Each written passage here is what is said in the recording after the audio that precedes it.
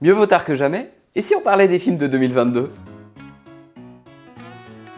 Bonjour à tous, c'est l'été et il n'y a pas grand chose d'intéressant au ciné, donc plutôt qu'une sortie cinéma, je vous propose un petit rattrapage des films de l'année 2022. J'ai pris le temps de regarder pas mal de films de l'année dernière que j'avais ratés au cinéma mais qui m'intéressaient, et je me suis dit mieux vaut tard que jamais, autant en parler maintenant. Je vais donc revenir sur les 10 derniers films que j'ai vus de l'année 2022 pour vous donner rapidement mon avis sur le film et voir s'il peut vous intéresser. L'idée c'est d'avoir un format assez rapide, je vais essayer de pas dépasser la minute par film. Je suis pas sûr du tout d'y arriver, mais on va tenter ça. J'ai classé les 10 films du plus décevant jusqu'à mon film préféré, et donc on commence tout de suite avec le numéro 10, qui est donc ma plus grosse déception. Menteur. Jérôme est un menteur compulsif, jusqu'au jour où ses mensonges deviennent réalité. La comédie est réalisée par Olivier Barou, c'est le réalisateur des Tuches, et on retrouve Tariq Boudali de la bande à Fifi dans le rôle titre. Alors, il est dernier du classement, mais le film n'est pas nul pour autant. C'est divertissant, mais c'est quand même un sacré potentiel gâché. Les gags sont pas super bien exploités, et le scénario, il est sur fond de contrats russes et de lutte des classes, mais c'est pas intéressant du tout. Les seconds rôles, Louis Coldefi et Artus, sauvent le film, on leur doit notamment les passages les plus marrants du film, donc Menteur, c'est pas la pire des comédies de l'année. Mais ce film est énervant, personne force sur son talent, les gags sont un peu paresseux, déjà vus, et le scénario est pas bien exploité.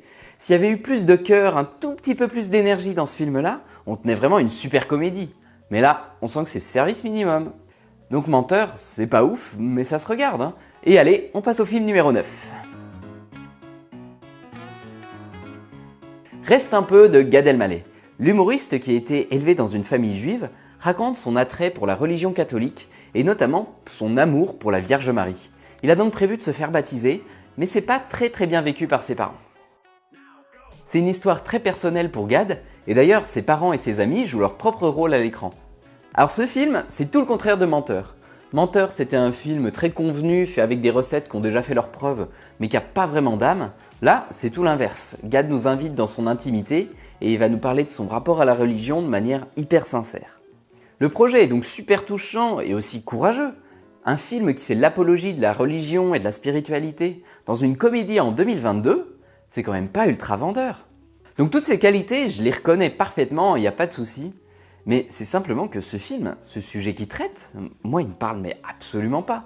Je comprends pas pourquoi ça pose tant de problèmes à ses parents et à son entourage qui se baptise, mais laissez-le vivre sa vie, ce pauvre mec. Je suis vraiment trop éloigné de cet univers pour comprendre de quoi le film parle. Après, parler de conversion religieuse, ça peut être une belle métaphore pour parler d'émancipation et de s'affirmer tel que l'on souhaite être aux yeux des gens. Au début, je me disais qu'à travers cette histoire, Gad y parlait aussi des coming out ou des changements de sexe. Mais à la fin de l'histoire, non, ça coupe court à toute universalité probable du film, c'est juste un film sur la religion et faut pas trop l'extrapoler. Du coup, c'est une belle déception de mon côté et il se retrouve en bas du classement. Après, si les thématiques de la spiritualité, de la religion, de la foi, des quêtes personnelles comme ça vous intéresse, allez-y. C'est pas du tout un film pour moi, mais c'est pas un mauvais film pour autant. Et on passe au film en 8ème position. Encore de Cédric Klapisch. Élise est une grande danseuse classique, mais elle va se blesser pendant un spectacle et elle apprend qu'elle pourra peut-être plus jamais danser, donc sa vie est complètement bouleversée et elle va devoir apprendre à se réparer. Ça m'énerve de mettre ce film aussi bas parce qu'il a d'incroyables qualités. Il est beau, les scènes de danse elles sont magnifiques, il est drôle, il est touchant, les personnages ils sont géniaux, ils sont pleins de charme, ils sont tous super bien écrits, mais je suis tellement pas d'accord avec la philosophie du film. Non, les blessures ça guérit pas de manière magique. Non, ça se fait pas de jouer avec les sentiments des gens et de manipuler ton kiné quand tu vois très clairement qu'il a des sentiments pour toi. Non, je trouve pas ça normal qu'une vieille millionnaire fasse la morale à une jeune qui se pose des questions. Non, je suis pas d'accord avec cette morale finale à la con de dépasse-toi toi-même, arrête de te plaindre et fais preuve de discipline et comme ça tu seras heureux. Donc ce film il m'énerve un peu beaucoup, mais un peu comme les films précédents, je veux pas remettre en cause la qualité globale du film. Je sais que c'est un bon film, je sais qu'il a tout plein de qualités, mais c'est juste que les thématiques qu'il traite, moi c'est vraiment pas pour moi. Et on passe maintenant au 7ème film. Le Visiteur du Futur de François Descraques. Le film fait suite aux événements de la web-série Le Visiteur du Futur. Cette fois, le visiteur et son équipe devront tenter d'éviter l'apocalypse nucléaire que pourrait déclencher une centrale qui vient d'être construite. Qu'est-ce que ça fait plaisir de voir la série Le Visiteur du Futur qu'on a connue quand on était plus jeune sur YouTube. Maintenant revenir comme ça au cinéma sur grand écran, c'est trop bien. Et en plus, le film a vraiment tout plein de qualités. Les effets spéciaux sont dingues quand on connaît le micro-budget du film, les costumes ils sont nickel et l'ambiance est vraiment réussie. Là où ça pêche malheureusement, c'est plutôt du côté du scénario. L'histoire est simpliste à l'extrême et l'écriture du personnage râle et pâquerette. Le film cible clairement les enfants. Alors je sais pas si c'est un choix qu'a fait François Descraques ou si c'est plutôt quelque chose que les producteurs ont imposé pour que le film fonctionne mieux au box-office. Mais en tout cas, on ne trouve pas du tout le sel et les retournements de situation qu'il pouvait y avoir dans la série. Là, c'est vraiment super simpliste. On a des méchants, des gentils et puis voilà. Donc c'est pas toujours évident d'y retrouver son compte en tant qu'adulte, enfin passer la nostalgie de revoir les personnages qu'on a aimés un petit peu plus jeunes, mais sinon il n'y a pas grand chose à se mettre sous la dent. Donc je me suis pas mal ennuyé derrière, mais j'ai pas envie de cracher bêtement sur le projet, on sent l'investissement et le talent qu'il peut y avoir derrière, mais c'est juste qu'encore une fois, j'ai vraiment l'impression de pas être la cible. Et allez, film numéro 6. Les vedettes de Jonathan Barré avec le duo du Palmachot. Daniel, un chanteur raté qui travaille maintenant dans un magasin d'électroménager, a des dettes et rêve de devenir une star, il décide donc d'utiliser Stéphane, un de ses collègues un peu naïf, pour participer à des jeux télé. Le film est sympathique, les traits d'humour fonctionnent bien et l'histoire arrive à nous surprendre un peu. En fait, il n'y a pas de gros retournement de situation, mais jusqu'à la fin, on ne sait pas trop dans quelle direction le film va aller et ça c'est intéressant. Mais j'ai quand même du mal à comprendre le projet. Qu'est-ce qui leur a fait dire « faut vraiment qu'on raconte cette histoire », qu'est-ce qu'ils ont voulu montrer? Ce film, il me laisse un petit peu dubitatif, comme si j'étais passé à côté du cœur, à côté du message. Bon, pour autant, hein, c'est sympa, c'est plutôt dans le haut du panier des comédies françaises, mais je ne trouve pas qu'elle soit particulièrement révélatrice de tout le talent du Palmachot. Mais bon, on passe un bon moment et je vous la conseille. Et on a fait la moitié, numéro 5.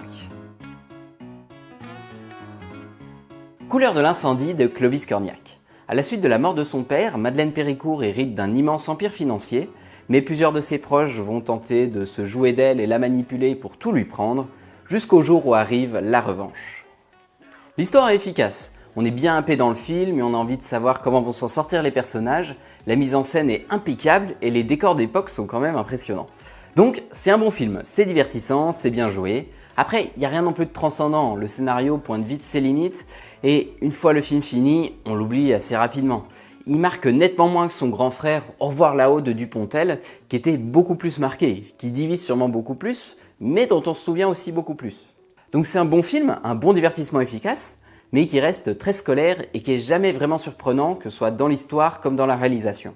Et ça y est, on passe au film numéro 4. L'innocent de Louis Garrel.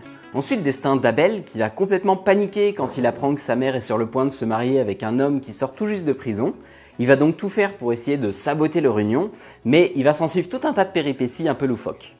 L'ambiance de ce film-là est super sympa, les personnages sont bien écrits, l'humour fonctionne à fond, c'est drôle, c'est original, et ça a beaucoup de personnalité. Il manquait pas grand-chose pour en faire un petit chef-d'œuvre, malheureusement il n'est pas parfaitement abouti tant au niveau de l'écriture que de la réalisation. Le film a un côté un peu rocambolesque, les situations sont what the fuck et les personnages tous un peu loufoques, et ça marche vraiment bien, on est vraiment happé dans le film. Mais à côté de ça, il y a aussi pas mal de scènes de nuit qui sont vraiment moches, et finalement le scénario global tient pas toutes ses promesses. Mais ça reste un très bon moment de cinéma, et je vous le conseille. Et on passe au podium. Alors j'ai eu du mal à les classer ces trois films-là. Pour moi, tous à leur niveau, c'est des excellents films, et je les ai classés par ressenti personnel, mais les trois, dans tous les cas, je vous les conseille à fond. Et allez, trêve de suspense, on passe au numéro 3. Revoir Paris d'Alice Winocourt. À Paris, Mia est prise dans un attentat dans une brasserie, et depuis, son cerveau a effacé le souvenir de cette soirée. Elle se rappelle seulement de quelques petits détails, de quelques petites brides de la soirée par-ci par-là, et donc elle va enquêter pour essayer de retrouver la mémoire, se souvenir de ce qui s'est passé, et surtout essayer de se reconstruire. C'est pas évident de faire un film sur les attentats. Il faut avoir un propos juste, c'est super sensible, ça cristallise beaucoup de choses, et il faut pas être trop larmoyant non plus. Et là, pour le coup, c'est super bien fait. Le film aussi, entre drame social, quête introspective et enquête, on a des passages presque policiers, et à côté des beaux moments d'humanité, et il insiste aussi beaucoup sur les sans-papiers qui étaient en cuisine ou alors au service au moment de l'attentat, et ça, c'est une excellente idée, ça rajoute une profondeur insoupçonnée au film. En fait, tous ces sans-papiers-là, ils ont dû fuir au moment où arrivait la police, donc ils n'ont pas pu être soignés, ils n'ont pas pu être pris en charge. Et donc, parler de ces gens-là, ça permet de traiter à la fois de l'horreur des attentats, de l'extrémisme religieux, mais tout en posant un regard hyper bienveillant sur les personnes d'origine étrangère. Et en plus, le film réussit à trouver la conclusion parfaite. Alors, c'est pas du tout évident à raconter comme ça, faut voir le film, mais grosso modo, il essaye de dire que les attentats ont marqué nos vies, ils ont eu de l'importance, mais ils ne les ont pas arrêtés pour autant. Ce film m'a vraiment impressionné, il y a beaucoup trop d'intelligence à tous les niveaux, et il faut aussi mentionner la performance impeccable de Virginie Efira, franchement César amplement mérité, et la réalisation est vraiment soignée aussi. Il y a notamment beaucoup d'effets de lumière, il y a des flares qui traversent la caméra très souvent, et ça donne au film une ambiance assez onirique, comme si Virginie Efira, elle n'était pas encore totalement revenue dans notre monde, elle rêvait encore un petit peu. Et allez, on passe au film numéro 2. L'origine du mal de Sébastien Marmier. Une jeune femme jouée par Laure Calamy retrouve son père, un homme d'affaires millionnaire qu'elle n'a jamais connu. Elle va passer quelques jours chez lui et faire la rencontre de toute sa famille. Sauf que quelqu'un ment, reste à savoir qui et pourquoi. C'est un thriller assez original, on suit avec beaucoup de curiosité ce qui va se passer dans cette mystérieuse villa, et les retournements de situation s'enchaînent avec beaucoup d'humour noir. L'histoire est super bien maîtrisée, tout ce qui se passe sous nos yeux est à la fois totalement crédible et complètement dingue. Les personnages sont tous un peu tordus, il y a une ambiance très particulière.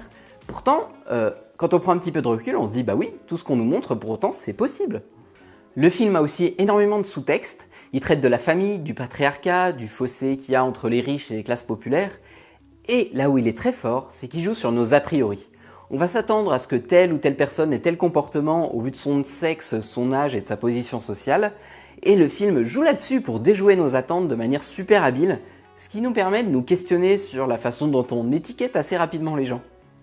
Donc l'origine du mal, ça a été une super surprise. Ce film est génial, et en plus, la distribution est géniale. Mention spéciale à Laure Calamy qui est vraiment super marquante dans son rôle. Et allez, ça y est, on passe au numéro 1. La nuit du 12 de Dominique Moll. Clara, une jeune femme, est retrouvée assassinée non loin de chez elle, et on va suivre l'enquête de la police judiciaire qui va essayer de chercher des témoins, interroger des suspects. Et ce qui rend ce film assez particulier, c'est qu'il traite d'une enquête qui est non élucidée. Donc dès le début, on nous dit bah vous allez voir une enquête, vous allez voir des suspects, mais à la fin, on ne saura toujours pas qui a tué Clara. Ce film est vraiment brillant, et ça pour deux raisons. La première, c'est qu'il réussit à être passionnant tout en s'ancrant dans le réel. Le parti pris de base, il est quand même très fort. Dès le début, on nous dit bah non, l'enquête elle n'est pas élucidée, on ne saura pas qui est le meurtrier, et malgré ça, on est vraiment happé dans le film. Et ça, grâce à la justesse d'écriture et d'interprétation de tous les personnages et la volonté de ne pas vouloir faire du grand cinéma. En fait, toutes les scènes sonnent vraies, on a vraiment l'impression d'y être et de partager le quotidien des membres de la brigade. On suit leur boulot, leur manque de budget, leurs rapports, leurs galères de photocopieurs. On n'est pas du tout sur un documentaire, hein, c'est un vrai film, mais il fait authentique, il fait réaliste. Et le second intérêt de ce film, c'est son sous-texte féministe. L'ambition du film, c'est vraiment de nous parler des violences faites aux femmes. On n'a jamais de remarques ouvertement sexistes, mais il y a des petites réflexions ou des petites phrases qui font vraiment comprendre, conscience qu'il y a un problème de société autour des violences qui sont faites aux femmes. On saisit parfaitement en fait que c'est le patriarcat qui a tué la victime, et c'est aussi à cause de lui que l'enquête galère parce qu'on a tous des préjugés. Mais c'est toujours très juste, jamais trop poussé. Par exemple, les flics, c'est pas des montagnes de stéréotypes. Le film est jamais jugeant à leur égard. On les comprend, on est de leur côté, on comprend leurs remarques, mais on saisit que il y a un truc qui va pas. Donc La Nuit du 12, je conseille à 100%, c'est vraiment un super film et César amplement mérité. Et voilà, je crois qu'on a fait le tour de ce petit rattrapage 2022. N'hésitez pas à me dire en commentaire ce que vous pensez de ce format, si vous en voulez d'autres, si ça vous intéresse. Et aussi ce que vous avez pensé de ces films-là. N'hésitez pas à me faire vous votre top. Et si vous avez des suggestions de bons films récents qui ne seraient pas dans cette liste, je suis preneur. Merci beaucoup d'avoir regardé cette vidéo, j'espère qu'elle vous a plu. Allez au cinéma et mangez des pizzas!